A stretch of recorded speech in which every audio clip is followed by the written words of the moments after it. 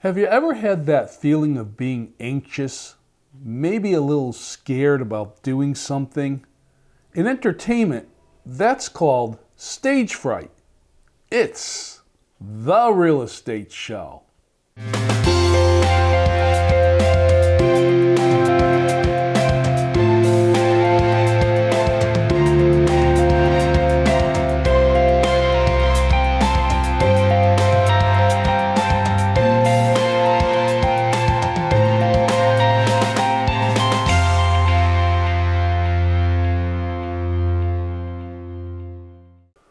Welcome to the Real Estate Show. My name is Rick Naples. I'm the owner-broker of Zone Realty LLC. You zone your home, a virtual real estate company. Stage fright. Now, how does stage fright relate to real estate? Well, as always, I'm going to try and connect them. In entertainment, stage fright is something that you feel when you're about to get on the stage and do a performance, or sometimes getting in front of a camera and doing something like the real estate show. It's a feeling of that almost nervousness or a nauseous feeling that you get in the pit of your stomach. It's a feeling of being unaware of how things are going to happen. In real estate, when it comes to buying or selling a home, you can get stage fright. For the buyer, it's the nervousness about, am I going to find the right house at the right price? Can I get a loan to buy that house? And when I do close on the house, am I going to be able to comfortably afford living there?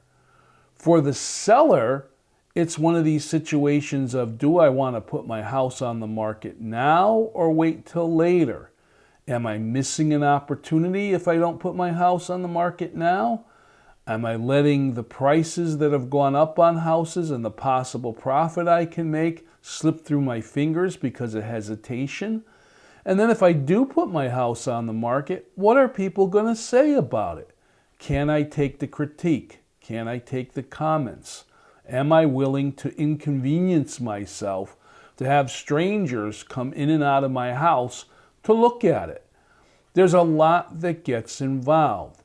So stage fright very much so applies to real estate.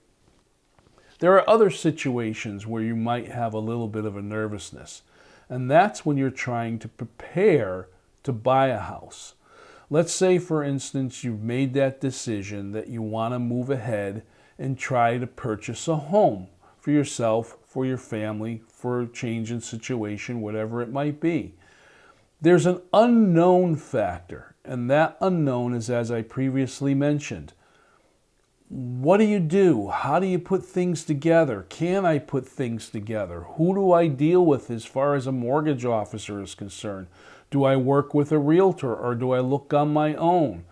Is everything that I see on the internet on all these home sites true? Or are they altered pictures to make the property look wonderful, and then I'll go out there and look at the property and it doesn't look like what the picture said it was going to look like? Am I going to be able to get a mortgage loan? Do I feel comfortable in disclosing all my personal finances to a stranger in order to qualify for a mortgage? And am I going to be able to get a mortgage that's high enough or enough money to be able to purchase the home that I'd like to buy? A lot of ifs, a lot of wondering, a lot of nervousness, a lot of apprehension. For the seller, when you're putting your house on the market, there's always that almost a hesitation of, is this the right time? As I said earlier, if I put my house on the market, am I doing it the right way? Is it priced competitively? What are other houses selling for? Is my house just as good or not as good or has some differences than other houses like it or unlike it on the market? And if I'm dealing with buyers, what are the buyers going to say about the property? And am I ready to deal with that? What about negotiation? Do I want to get involved with having to negotiate with a buyer that's nitpicking different things about my house? Am I going to be able to stay level-headed when someone comes at me with negatives? A home inspector, an appraiser, things like that. So much going on, so much that can cause that little feeling in your stomach, that nervousness feeling, that feeling of, I'm a little scared, I don't know what's going to happen. Now, how would you overcome all that, both on the buyer and the seller side? On the real estate show, I've talked a lot about preparation. The more prepared you are, the better things will go based on what your expectations are. Now, of course, there's always the unknown factors that are out there. There are some things that you can't really predict. But entertainers will tell you that before they go on stage, even myself, before I do the real estate show, you prepare. You pretty much lay out what it is you want to do, how you want to do it, how you want to express it, and so on and so forth. So that when you get on the stage, you're able to put that forth easily and calm down that feeling of stage fright because now you're confident. It's the same thing when you're buying or selling a home. Preparation is key. The more prepared you are, the easier the whole experience is going to be. Now, I've put together this little presentation on stage fright. Let's take a look.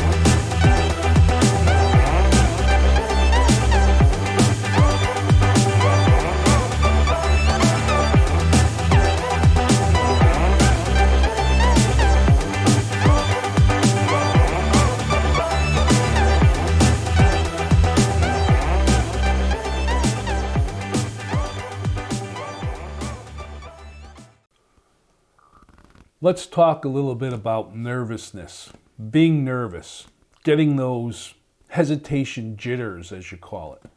Now, I talked earlier before the presentation to the buyer out there and the buyer's anxiety or the buyer's hesitation in looking to find a house to purchase. Now, I want to assure all the buyers out there that's normal. Whether it's your very first time looking to purchase a house or you're what I call a seasoned buyer. You've already bought a house, you've lived in it, now you're going to sell it and buy another house. Or maybe you've done it several times. Each time is a different experience. Each time you're going to have a little bit of anxiety and be a little bit nervous about the process, looking for those things that potentially may go wrong, preparing yourself to handle anything that may go wrong.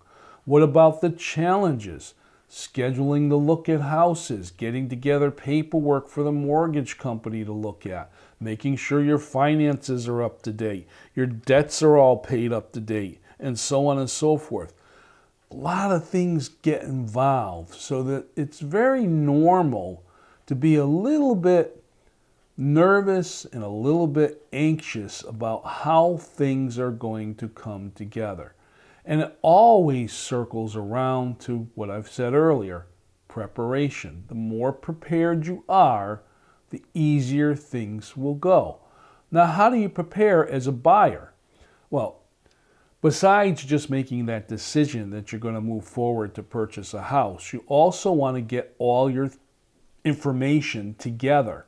Now, this may require a little bit of work. Sometimes you have to make a few phone calls and ask different vendors to assemble some things for you. Like, for instance, if you want to put together a history of electric bills, or you want to put together a history of, payments on things, or so on and so forth, to provide the mortgage company should they ask, maybe you don't have that ready at your fingertips and you'll have to go to those sources in order to get that information. You want to make sure that you get from your employer, if not already have it, your most current pay status. What are you getting paid? What is your income? How much have you earned to that point of the year? What is the projection of what you're going to earn for that year or the following year? That's all income-based information. Debts. Where am I as far as credit card payments are concerned? What do I owe on the car? What's the payment for that? Do I have any student loans that I need to pay? Where am I at with that? How much do I have left? What is my monthly payment? So on and so forth. Putting all those things together can be a little stressful. It's a lot of information, but you want to do that because when you apply for a mortgage to see what you qualify to buy a house, the mortgage officer needs that information in order to do the income-debt ratios to qualify you for certain programs. And that's important because once you get qualified for a mortgage, now all you have to do is find the property that's going to fit what you can get for monies for the loan. Now let's talk about trying to find a property. You have sometimes newspaper ads, sometimes magazine ads, if those are still out there. You have the internet. You have dozens and dozens and dozens of real estate sites. You have sites that are just dedicated for homes that are for sale in certain price ranges or all kinds of homes that are for sale. You have commercial properties mixed in with residential properties. Do you want a 3-bedroom? Do you need 2 bathrooms? Is a garage important? Can I live without a garage? Do I want a yard? What location do I want to be in? If I purchase the house in this location with these amenities, is that going to work for myself and my family? Do I plan to stay in the house for a year, 2 years, 5 years, 10 years? Is the house going to grow with me if I'm bringing a family into the house? All kinds of questions start running through your head, and it gets a little bit overwhelming. So preparation, getting everything together, thinking everything out will help make this process easier. And you also want to seek out the help of the experts out there. Now, of course, when it comes to purchasing or selling a house, you want to contact a realtor. Realtors have the experience. They've gone through this a number of different times with several other buyers. They kind of know how to put these things together and how to approach things, especially when it comes to looking at homes. Now let's talk about looking at homes for a moment. When you finally find houses that fit within the price range that you can afford, and you're going to go out and look at those houses, there's the little bit of hesitation of, first of all, when can I go look at it? Can I be on time? When I get to the home, what is it that I'm actually looking at or looking for? Sometimes we go out and we look at homes and we get a little bit overwhelmed, maybe about the style of the house or the decor in the house or even the location of the house, and we don't remember to look at specific things. Buyers spend an average of 10 to 15 minutes in each house that they look at. And that 10 to 15 minutes is all you have as a buyer to make a decision as to whether or not you want to move forward to buy that house. So you want to be prepared. You want to talk to your realtor. You want to know what do you really want to look at when you go into that house. And you also want to take notes, because if you're going to look at several houses, if you're looking at that 6th house after you just saw 5 others, you're probably not going to remember features or something you saw in the first house unless it was something really outstanding. So I always recommend that my buyers take notes. Take the data sheet that the realtor provides you, make notes on the back of it. So now when you're reviewing what houses you looked at, you're prepared to make an educated decision on your wants and your needs. Let's take a look at this presentation about nervousness, and I'll be back to talk about another aspect that sellers have to deal with.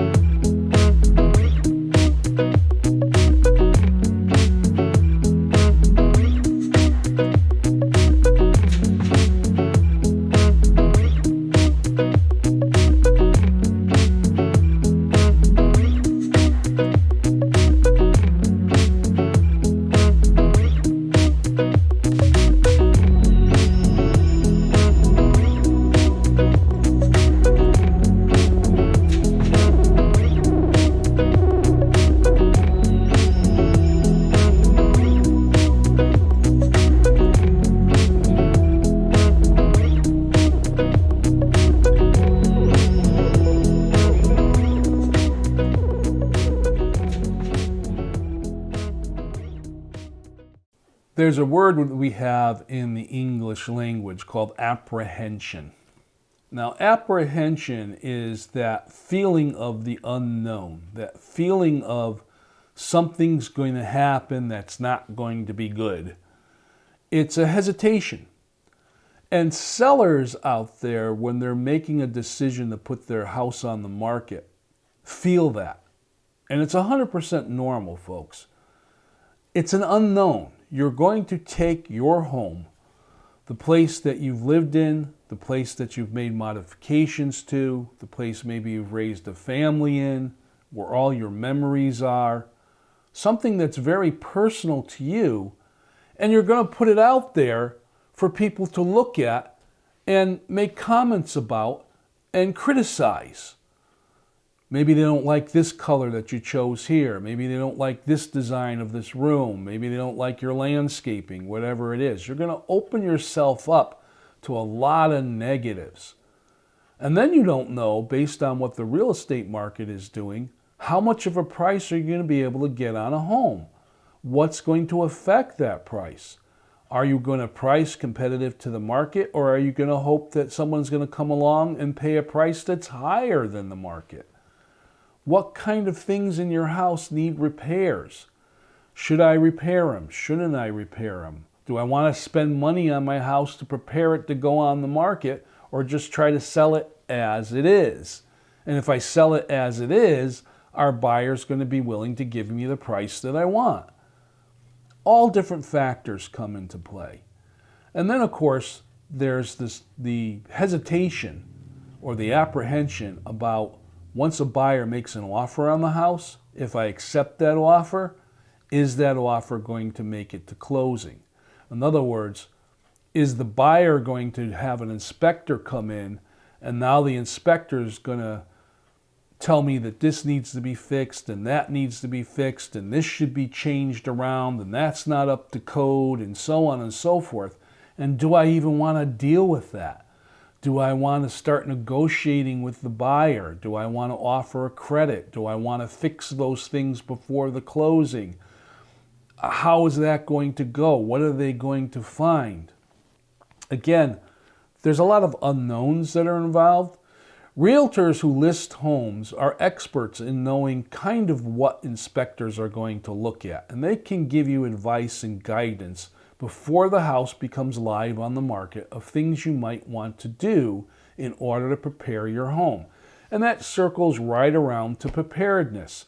Now, I said earlier in the show, when an entertainer goes on stage, when someone's going to make a presentation at a meeting, when I'm going to film the real estate show, preparation becomes key. If you don't prepare, you open yourself for a lot of mistakes and a lot of unknowns to kind of slip themselves in there. So as a seller, you want to lessen that apprehension by getting prepared, taking some advice, doing some research, and doing those things that you need to do to make your house appealing to the widest bunch of buyers. Let's take a look at this presentation, and I'll be back to close the show with some final comments.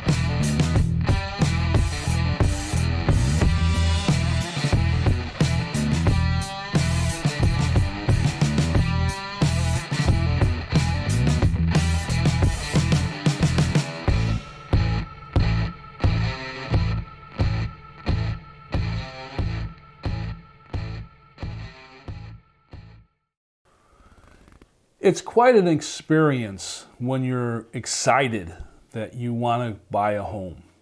It's a big life decision. For the seller, it's a big decision to put something that they've poured their heart and soul into on the market and to let it go. It's not easy. It's a challenge. There are going to be challenges in either the buyer's steps or the seller's steps. The best advice I can give to everyone out there is to be prepared and take it in small little portions. In other words, one step at a time.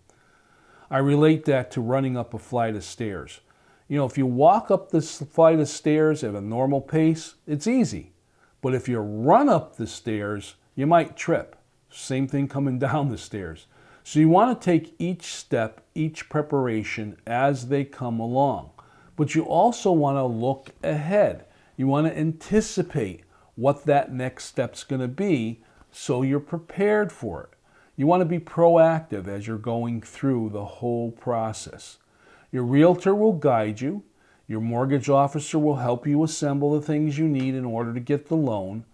And if all the things come together, the appraisal for the bank will agree to the price of the house. You'll be able to secure the loan, and you'll get to the closing.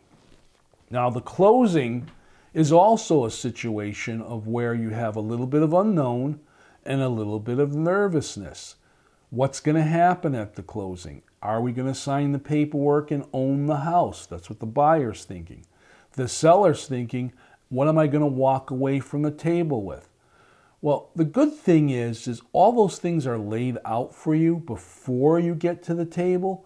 So unless something completely unpredictable, something nobody's really thought of or prepared for happens, a closing should go very smooth, because by the time you get to that closing table, all of the steps have been completed, all of the preparation's been done, and now you're ready to exchange the keys and to move into your new home, and the seller is ready to move on with their life and what they're looking to accomplish.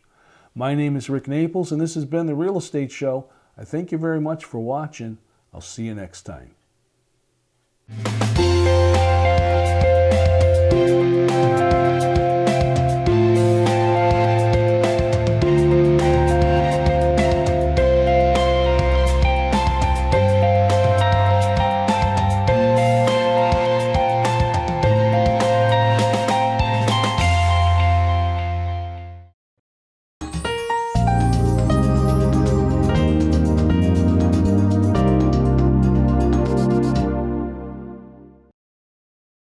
Nick Augustino right here at the East Side Restaurant.